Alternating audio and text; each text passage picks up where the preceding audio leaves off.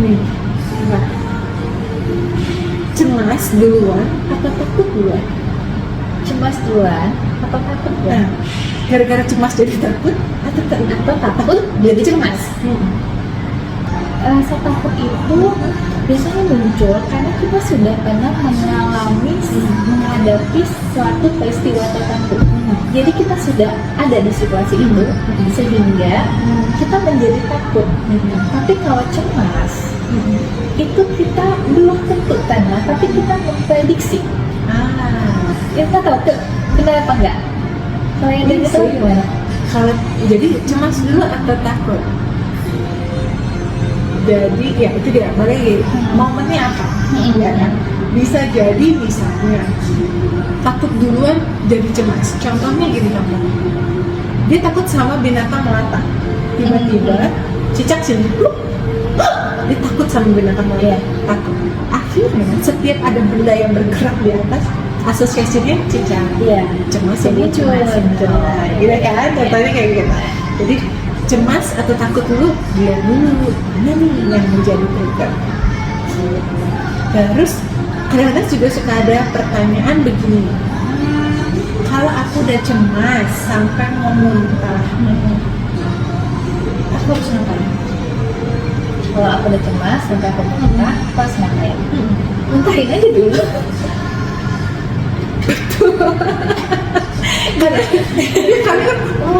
Iya. Muntah sama lambung naik kan ya, itu kan reaksi fisik kan sebenarnya dari cemas itu sendiri. Nah, untuk orang memang ada masalah kecemasan, kadang-kala mengidentifikasi reaksi fisiknya itu lebih jauh lagi gitu, dan kenapa nih misalnya heart rate-nya meningkat karena sebenarnya dia cemas. Tapi yang ada di pikirannya pada saat heart rate-nya meningkat, respon fisik itu dia identifikasi sebagai ada jantung aku kenapa-napa nih gitu loh. Terus asam lambung naik, kayaknya aku berat nih, kayaknya aku ini nih. Setelah dicek secara misalnya medis segala macam, semua tuh baik-baik aja, semua normal. Ya, jadi kemungkinan respon fisik yang muncul tersebut akibat dari cemasnya dia. Nah, mungkin kita mesti cari tahu dulu nih situasi yang dia hadapi saat itu apa sehingga dia merasa cemas. Nah, balik lagi, PR-nya untuk kita semua, kita harus lebih mengenal diri kita lagi, mengidentifikasi lagi sebenarnya akarnya yang harus kita hadapi ya. Sama juga mungkin ini ya buat teman-teman bahwa kan sekarang tuh sangat sering banget ya kita dengar gangguan kecemasan, sehingga sedikit aja cemas langsung kayaknya gue ada gangguan kecemasan ya. Mungkin buat teman-teman juga perlu memahami bahwa cemas itu normal kok, itu kan juga sebagai alarm tubuh ya. Contoh misalnya nih, besok mau presentasi, besok mau ujian, udah tahu nih siapa yang jadi pengujinya, terus cemas, normal nggak? Normal. Ketika kita menghadapi sebuah situasi yang itu di luar kendalinya kita, situasi yang baru, terus kita merasa cemas, nggak apa-apa. Nggak selalu itu menjadi sebuah gangguan, nggak selalu itu pertanda buruk juga. Tapi bagaimana cara kamu menghadapi dan mengelola cemasnya, itu yang paling penting sebenarnya. Sebenarnya dengan cemas kan kita jadi punya arah, kita bisa mempersiapkan dia apa yang mesti saya lakukan nih. Yang keliru adalah ketika cemas, dia fokus sama cemasnya sehingga pikirannya semakin berkembang, memprediksi hal-hal yang betul terjadi, akhirnya nggak bisa ngelakuin apa-apa. Iya, itu pernah loh. Jadi ya, Dani pernah punya pengalaman, kita share pengalaman ya. Jadi dulu tuh masih SD, aku tuh renang sama mama disuruh coach gitu, ayo anak SD, bayangin anak SD kelas 3, terus pelatihnya itu langsung ini tubuh anak SD dibawa lempar di 2 meter. Buru-buru terus pelampung dilempar, ambil, Langsung ambil sendiri. suruh ambil sendiri. Mau nggak mau kan kita harus survive.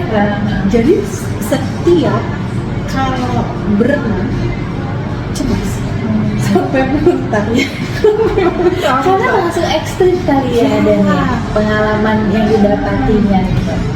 Tapi tadi berhasil berhasil ngambil, bisa tidak tenggelam. Tapi efeknya sekarang kalau ditanya bisa berenang nggak? Aku bisa berenang.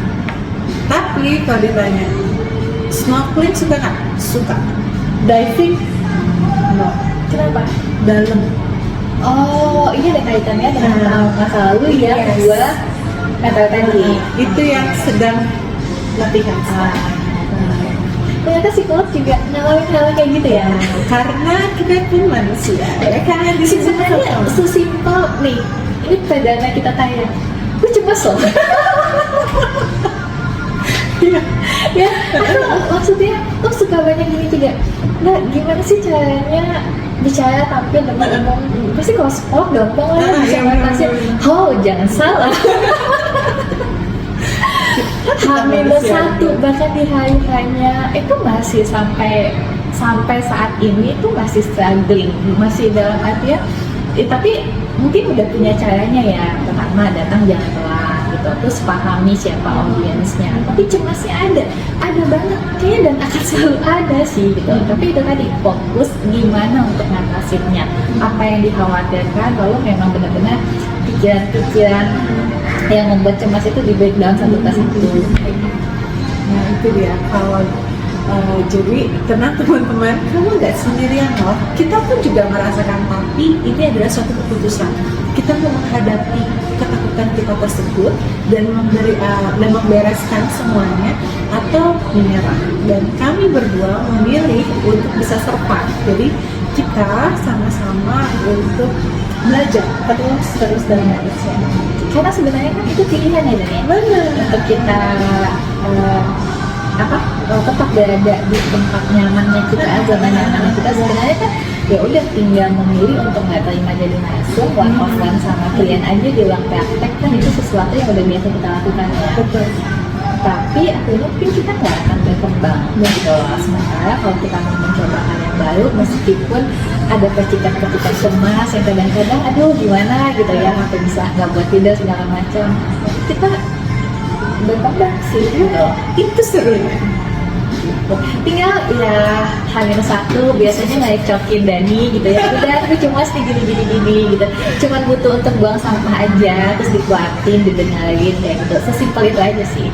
Teman-teman, kalau misalnya ada pertanyaan boleh DM di Instagram aku Nidia Dila Putri, Instagramnya Dani dan _Studio ya. Nanti kita akan kumpulin dan kita akan bahas di setiap episodenya pertanyaan-pertanyaan teman-teman semuanya. Oke, terima kasih. Dadah.